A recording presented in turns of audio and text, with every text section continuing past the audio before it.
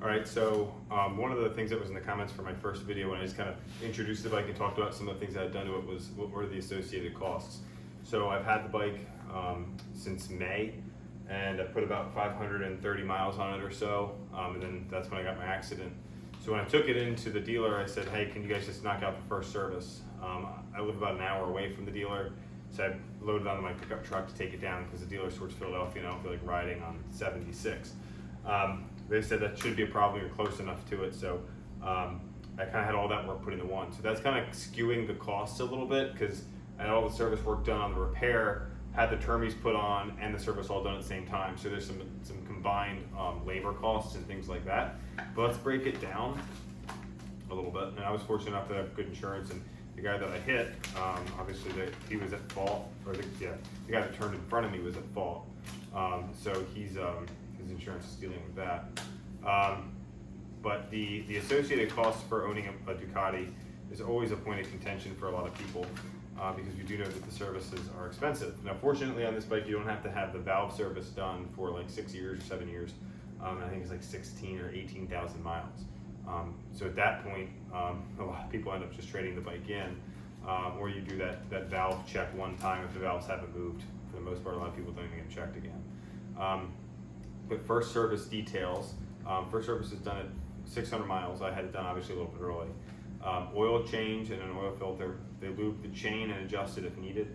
They check the pressure, they check your lighting, safety check over. They go over brake fluids and top them off. They top off coolant, and they will reset the service light and dates as well.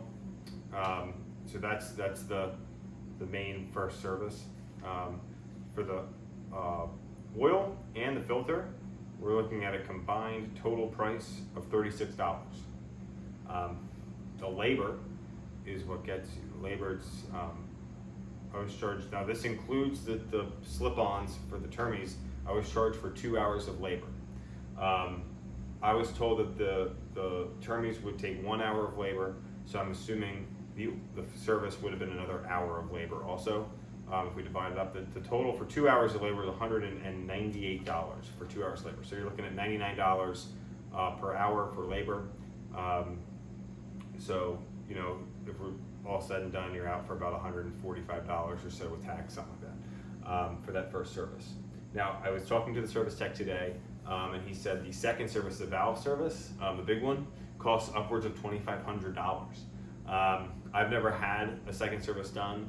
My previous Monster was a 2013, and I sold that with, I think I had 6,000 miles on it. I didn't get to the service for that one, and that was a 2013 796. So I don't know if that's true, if he was exaggerating or not, but he said he had a guy come in last week to get that service done, found out the price, traded the bike in, and left with a brand new one in the same model. So anyway, that's what those costs were. Let's break down the other costs associated with this also. So we have the termies I had put on also. The termies are $1,600, but I got a $250 discount because they were on sale. So that includes the slip-on, so from here to here, and then they put a map, they remap the ECU and the computer as well to give you a little bit of a bump in horsepower. Obviously we've lost some weight. I don't have the old muffler, so I can't do a weight check, but you can probably find another video online that has all that.